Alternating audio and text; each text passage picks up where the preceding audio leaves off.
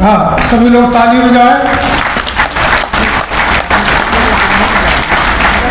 रोज जी और महेंद्र जी संत गाड़गे महाराज की फोटो अर्पित करते हुए धन्यवाद। सर्वप्रथम महाभैषज गुरु तथागत भगवान बुद्ध को नमन करते हुए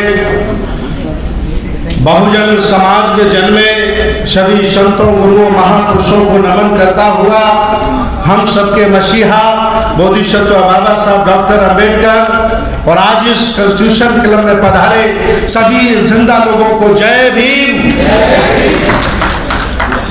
वो दौर था जब हमारे महापुरुषों ने हमारे लिए लड़ाइयां लड़ी। मैं आज इस दिल्ली से आवाज करना चाहता हूं कि जब ज्योतिबा राव फुले हमारे लिए लड़ रहे थे, स्कूल बना रहे थे, उस तरह शासक जालिम नहीं था।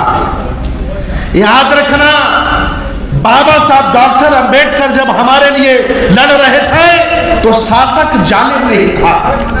इस समय देश भारत की गद्दी पर आपके अकर्मण्यता की वजह से, आपकी जातिवाद की वजह से, आपके निठल्ले होने की वजह से देश पर जो शासक बैठे हैं वो जालिम हैं, उनका न्यायिक चरित्र नहीं है, इसलिए आपकी एक भी आवाज को वो सुन नहीं रहे हैं। इसलिए मैं आज पूरे देश से आह्वान करता हूं सभी जिंदा लोगों से, अंबेडकरवादियों से, मानवतावादियों से, संविधानवादियों से कि और इससे खराब वक्त नहीं आएगा जितना खराब वक्त चल रहा है। और इसको सुधारने का एक ही तरीका है कि जिनकी संख्या कम थी उन्होंने सिस्टम बनाया और सिस्टम बना के देश पर कब्जा कर लिया। आप बहुसंख्यक हो, इतनी संख्या आपकी है, लेकिन कोई सिस्टम नहीं बन पा रहा। लेकिन फिर भी 100 में 2,000 जिंदा लोग हैं जो लगे हैं और संघर्ष कर रहे हैं। ये बहुजन महापुरुषों का आंदोलन चल रहा है। हम लोगों को डराया जा रहा है कि 2025 में संविधान खत्म हो जाएगा, हिंदू राष्ट्र बना देंगे। मैं भी ये घोषणा करता हूं, आप सभी लोगों से निवेदन करता हूं, जिंदा जागरूक लोगों से कि 2025 तक 25 करोड़ लोगों को बौद्ध बना दीजिए, हिंदू अल्पसंख्यक हो जाएगा।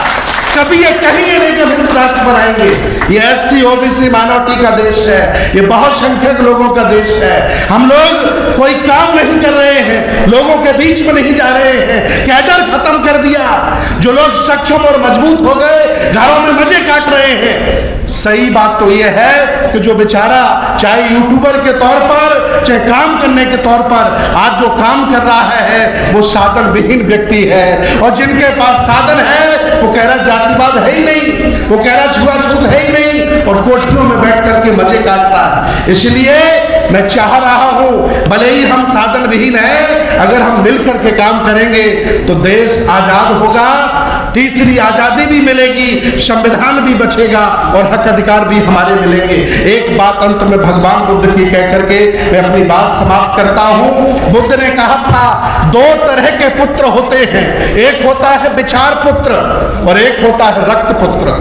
बहुजन समाज के लोगों, मैं मानता हूं आपने पुत्रों को जन्म दिया है, लेकिन तुमने रक्त पुत्र ज्यादा पैदा किए हैं। अगर तुमने विचार पुत्र पैदा कर दिए होते तो तुम्हारी ये हालत नहीं होती।